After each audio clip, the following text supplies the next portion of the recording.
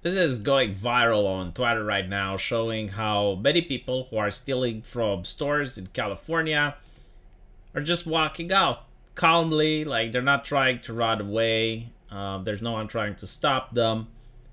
And all of this is due to the fact that the legislation has changed in California.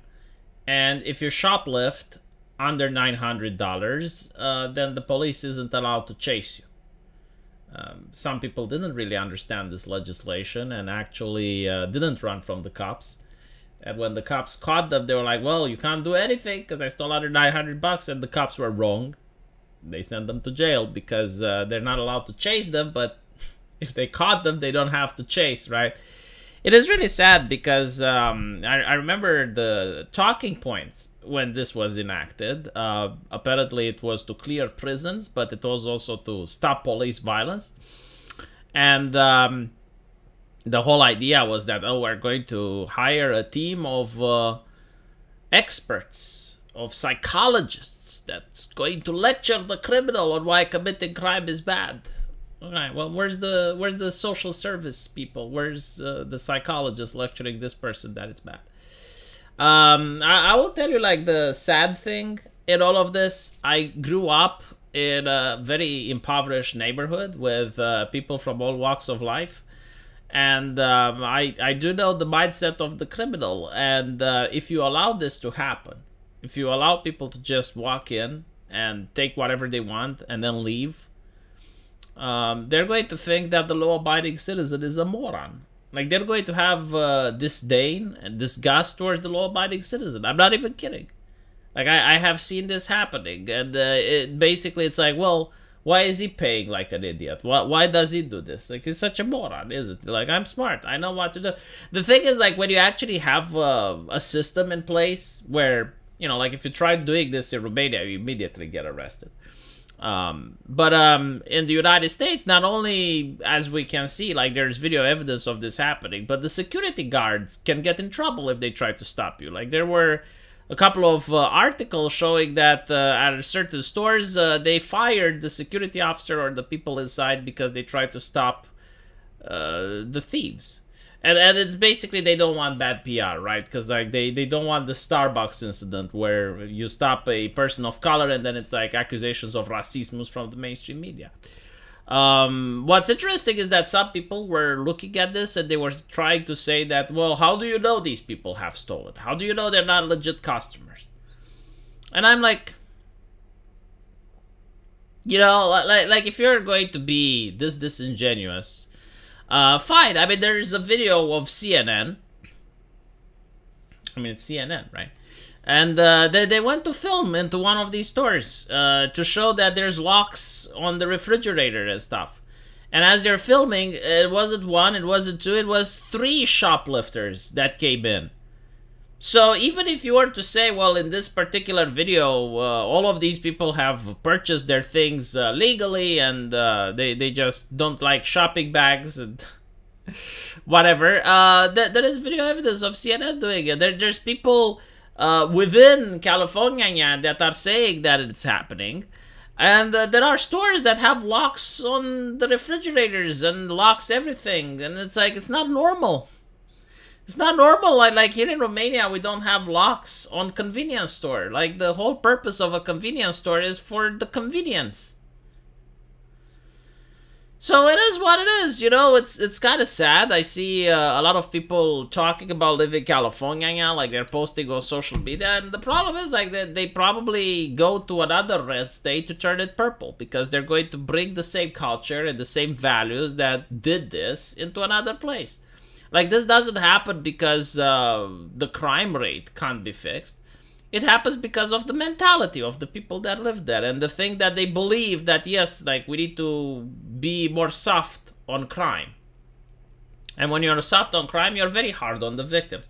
I will tell you the mentality, like the massive difference of mentality between Romania and the United States right now. And in the United States, I want to point out, like, there are places where people are leaving their cars open with their doors open and the trunk open so that people don't break into them. Like, this is something that I as a Romanian don't understand. Even when things were at the peak of worst in my country, After the communist regime fell and the institutions were undergoing change and a lot of people did whatever they wanted, even then we didn't have like this situation where the cars would be left open and stuff. So the whole issue is a mentality problem, and it's a mentality from the people.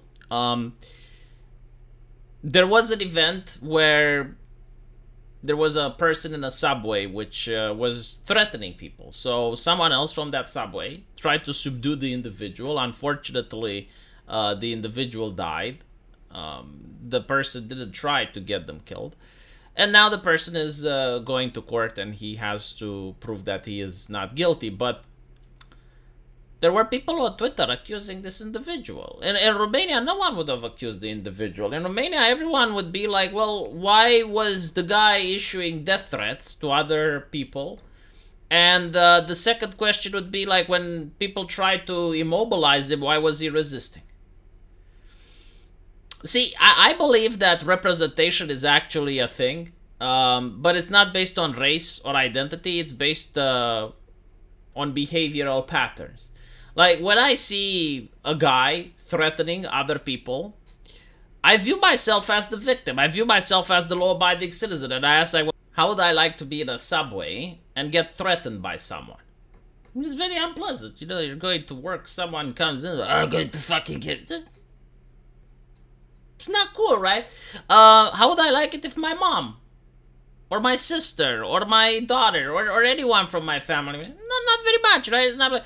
So when you see a news like that, you don't have any sympathy, any empathy for the person that does this. It's like, I have empathy and sympathy for the victims, right? But like, if you're a criminal, or you have criminals in your family, then you have a lot of empathy and sympathy for the criminal. Because you're like, well, what if my brother was there and he was just threatening people and someone choked him? Or, well, what if I was there and I was doing the crime, right?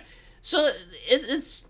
kind of like that, I think. Like if you have people that commit crimes in your family, if you have friends that you know that commit crimes, or you yourself commit crimes, then you're going to be outraged when one is being apprehended, or even worse, when he actually resists arrest and bad things happen to them.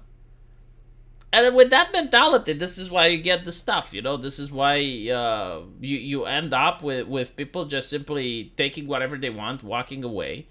I guess, like, in the beginning, they were like, oh, it was just $900, you know, it's not that much. Yeah, but it's like $900 from this store, $900 from the other store, $900 from another. Right? As long as they have a fence, they can make a killing. And that's the issue. I mean, they can make more in a day than I can make by doing YouTube. I bet they don't even pay taxes. So I don't know how things are going to change, but the way things are going doesn't look good. Like, all these neighborhoods are going to suffer because all these businesses are going to shut down. They say, oh, insurance, you should. Insurance companies don't make money, you know, they don't print cash.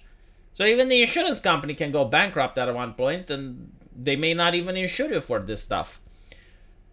When these things close, it means less jobs for the neighborhood. The people that are shopping are unable to shop from these places, are going to have to now drive a long while until they get to another place that may have a store open.